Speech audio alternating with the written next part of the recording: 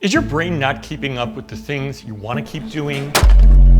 Do you keep over-caffeinating to no avail as your brain keeps getting more sluggish, struggling to focus, and getting mentally drained way too fast? You're not lazy and you're not imagining it. This is brain fog, it's real, and more people are complaining about it. A large US analysis found that since 2013, serious trouble concentrating or remembering has nearly doubled in adults under 40. But don't worry, because in the next few minutes, I'm going to break down what's driving it and the science-backed steps that help many of my patients get their clarity back. Let's dive in. Hi, I'm Dr. Monti from the Marcus Institute at Thomas Jefferson University. Welcome to House Call. So let's start with this term brain fog. It's not a medical diagnosis, rather it refers to a set of symptoms that many doctors struggle to address, especially when there's not an acute medical problem to explain them. And we've all had moments of not thinking clearly, concentrating or forgetting things, maybe after a bad night's sleep or a good night out. But it's when this less functioning version of yourself becomes the norm that you have to take a step back and try to get to the root of it. The first step is always a visit with your doctor to make sure there isn't an acute medical issue that has to be addressed, like a hormone problem, sleep apnea, infectious disease, and so on. But once those things are ruled out, most of my medical colleagues don't have a lot to offer. That can be frustrating, especially since about a quarter of people report experiencing these symptoms regularly. If that's you, it's not just in your head, and you're definitely not alone. The impact of brain fog on your quality of life can be huge. It can make you feel older than you are, or worry that something big is wrong. But in most cases, brain fog is a warning signal. It's your brain and body telling you, hey, I need something. I see this problem a lot in the Integrative Executive Health program I run, where high achievers start hitting a roadblock. So next I'm going to break down the top 3 drivers of brain fog and exactly what to do about each one. Number 1, glucose spikes and nutritional gaps. Our brain runs on fuel, mostly glucose and nutrients carried by blood. When that fuel system goes wonky, the brain suffers. Unfortunately, many people are on a vicious cycle of blood sugar spikes followed by crashes. For instance, say you gulp down a can of soda when feeling tired, or you want a treat. This causes a rapid blood sugar spike. In the moment, this can feel activating to the brain, but it's short-lived.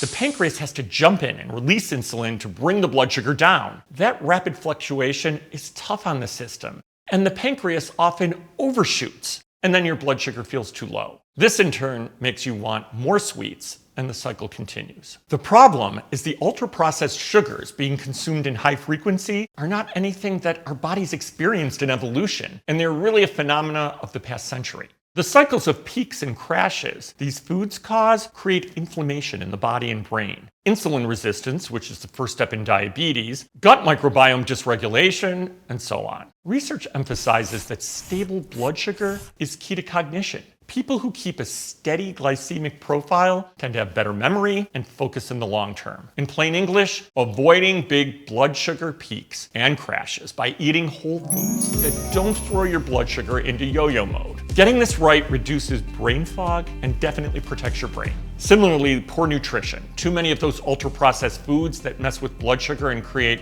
neuroinflammation also starve your brain of needed vitamins and fats. Ultra-processed foods, things like packaged snacks and fast foods, lack the healthy fat, such as omega-3s, that are building blocks for neurons and reducers of inflammation. These healthy fats can be found in foods like fish, nuts, and seeds. A deficiency of these good fats has been linked to faster cognitive decline. And other basic minerals and vitamins often are devoid in the junk foods and drinks too many of us are over-consuming. One study found over a third of memory care seniors were lacking vitamin B6, which is crucial for creating critical brain chemicals that make the brain function. I like to explain it this way. Your brain is like a high-end engine. Put in low-grade fuel or skip the oil changes, and it's still gonna run for a while, but not smoothly. Real food, or whole food, is what existed on the planet prior to the industrial manufacturing of all the depleted products that now exist. Just think about a balance of what always was on the earth. Veggies, berries, nuts, and lean proteins. These are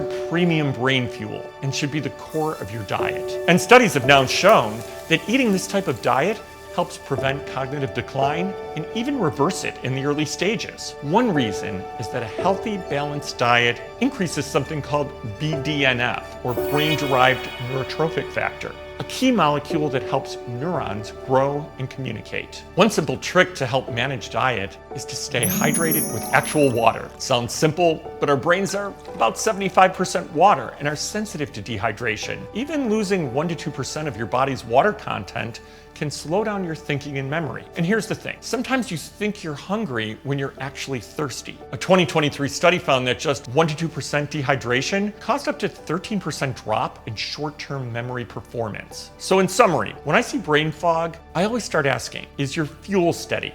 Or are you spiking and crashing all day? And then we figure out the culprits. Knowing those foods are also contributing to inflammation and insufficient intake of nutrients. The second big driver is stress, which isn't just a subjective sense of feeling frazzled.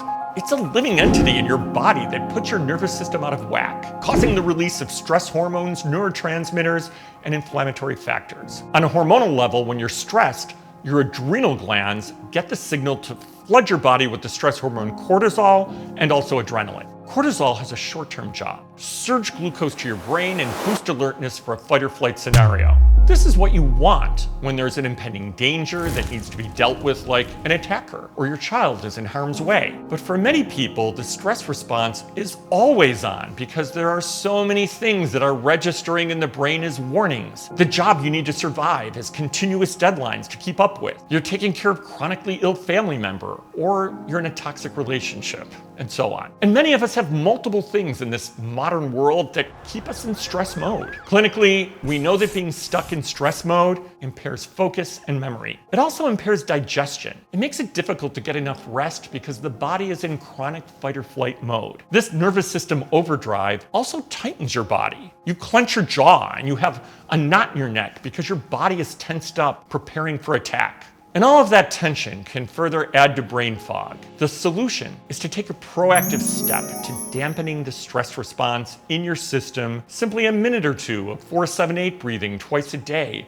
can make a huge difference. I'm also a big fan of learning mindfulness meditation, which has been proven to reset the stress response. And the power of movement and exercise helps with the reset as well. Now here's a bonus culprit you may not expect: your neck posture.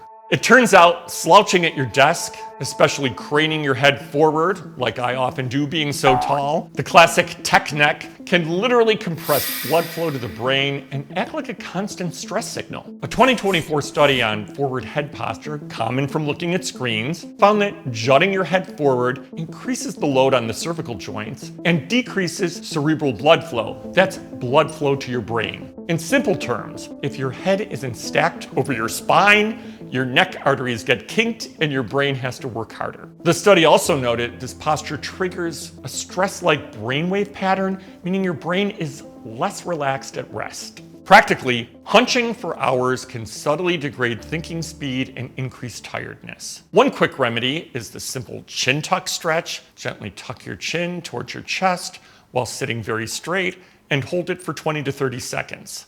This moves the head back into alignment, releases strain on neck vessels, and can create a rush of blood to your head like a mini reboot. Try doing this a few times a day. Last, but absolutely not least, sleep.